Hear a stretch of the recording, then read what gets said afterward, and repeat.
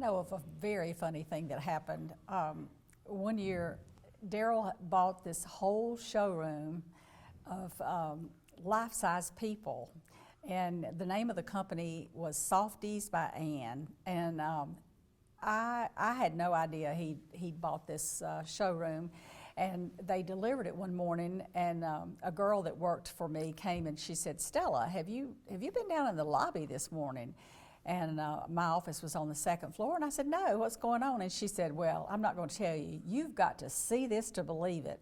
So we walked across the showroom floor, and we came down the stairs, and I'm like, oh my goodness.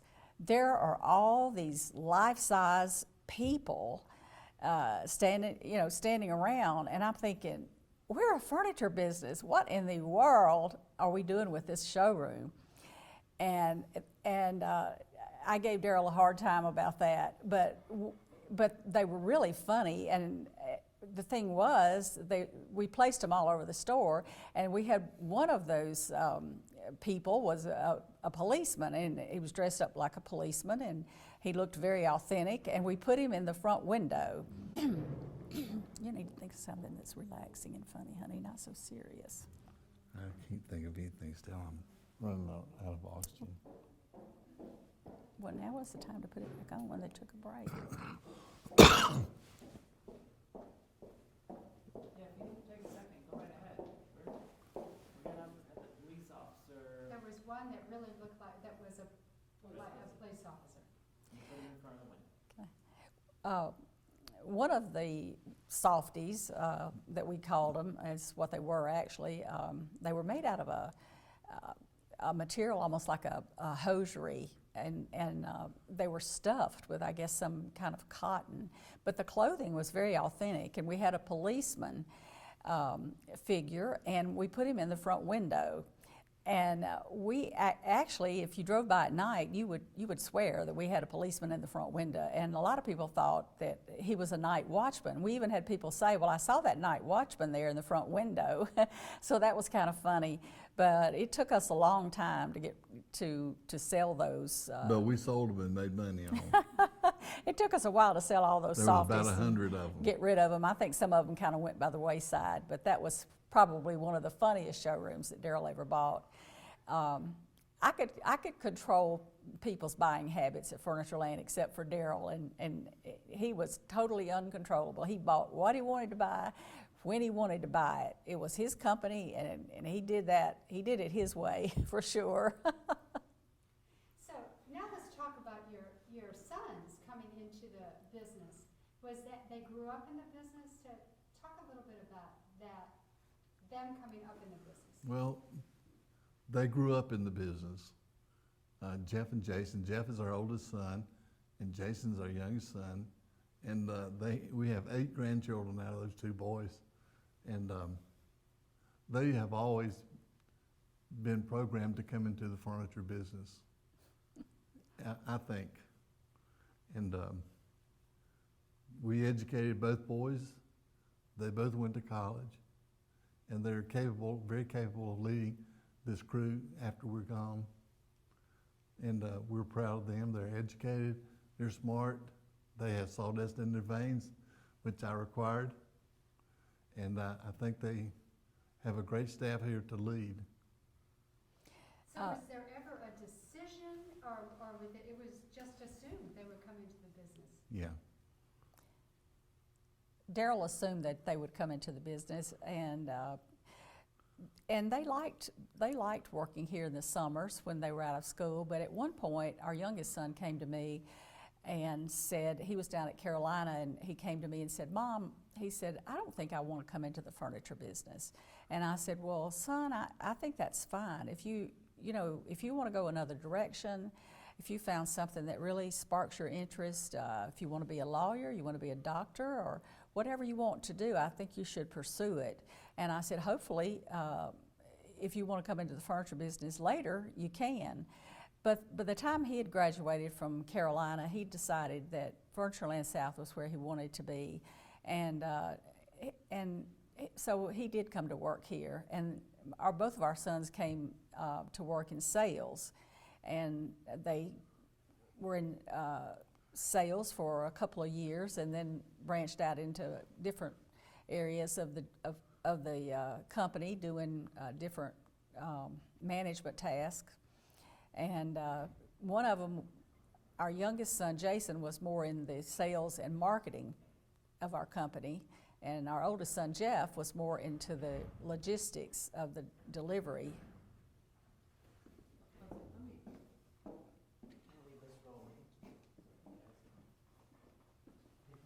Oh, yeah. Somebody didn't get the memo. We tried to send it out. Somebody thinks they're being very quiet, and they will never hear it. He said this is still on. Okay, so go ahead, and so one was in, you were talking about the interests of the two sons. You want to talk about that? You go ahead. I don't feel like it, to tell you the truth. Okay. Well, Jason Jason was very interested in being in the sales and marketing end of the business, and Jeff sort of gravitated toward operations and delivery, and so that's kind of where they have, where they've sort of found their niche. But over the years, it's overlapped somewhat, and now that Jason's involved in another adventure, Jeff has now taken over some of the sales and marketing. So they both have, I think, a good sound knowledge of the company and the ins and outs of it, so that they really could work in any particular area of the company that they wanted to. When Jason was 12 years old, our youngest son went into sales, and he came to me and said he wanted to go into sales. And I said, and Stella told me, well, we can't take him and put him in sales, and he does well in it, and he takes sales away from the veteran salespeople we have here. So I said, well, I'll teach him a lesson. I'll teach Jason a lesson, and I put him into sales. And he was only 12 years old. And the first month, he made like $1,200 at 12 years old. I said, well, how did he do that? And so I sneaked back in the warehouse, and this was during the summer when he was out of school, and I heard him talking to a customer, and he said, well, you need to buy this because buy it from me because I'll give you the best price. Said, my dad and mom own this place, and I'll give you the best price. And so I came out and confronted him about it, and that's how he made the big sales and the big money. The first year he was in it, he used all the ingredients that he had to make the sale. He was working during the summer, when school was out, of course. So when you look back at this, this is an amazing accomplishment. You look at this campus. What do you think now, looking back at this company that you built? What do you think about that now, your accomplishments? Well, I don't think about it a lot, to tell you the truth. It was just there to be done the next day. And so we took it a day at a time and tried to accomplish. We worked hard every single day. We accomplished something every day.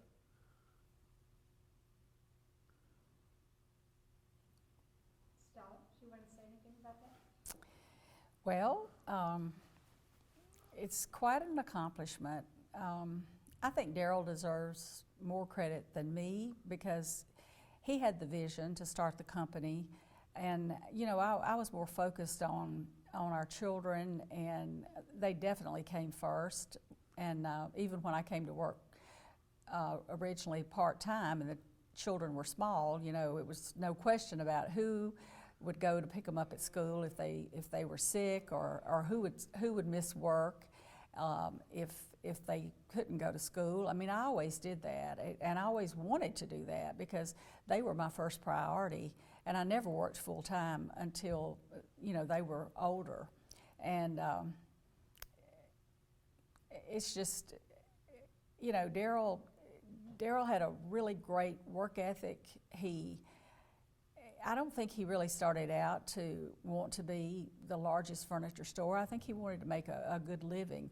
And as I look back on it, I remember the times that he was so excited about the business was when he met people and people that wanted furniture, and he could work with them and help them find that furniture that they liked, and he gave them a fair price. And he would be the most excited when he came home and he would share with me that what he had done and the people he had met. And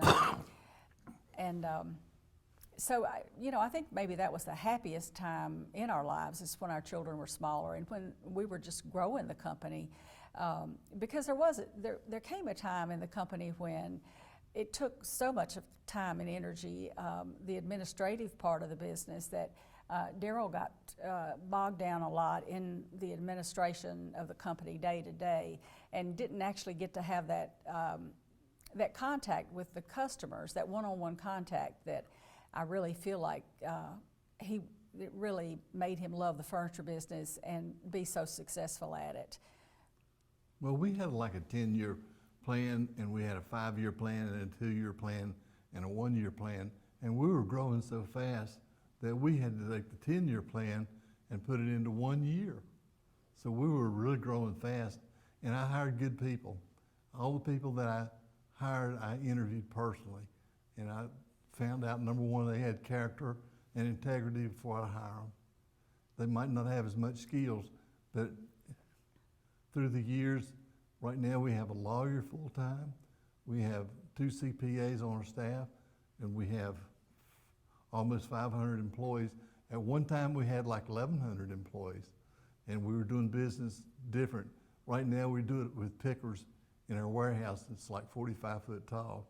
Back in those days we had to have 5 different warehouses to spread all the furniture out, to get it delivered and get inspected. So Is there anything else you want to say or tell us about? I don't think so. Stella, for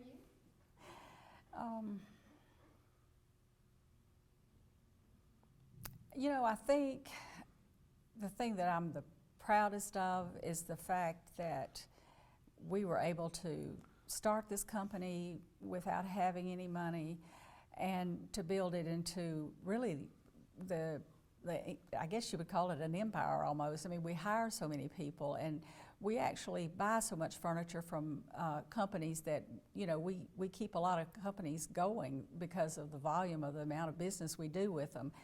But I think the fact that you can come, in America, you can start with almost nothing, and you can become successful. And if there's anything good, I think it's the fact that almost anyone can look at our company and say, here's 2 people who started with nothing, and they built this wonderful furniture store, hired a lot of people. And I always say that our people are our biggest asset. We have some wonderful people, very talented, educated people, and very dedicated people that work for us. And we could not run this company by ourselves. It's just too large. But with the help of our sons and the help of really good, dedicated employees, we've been able to run this company, and I'm thankful for that. And Stella said all those things that I told her to say, just right.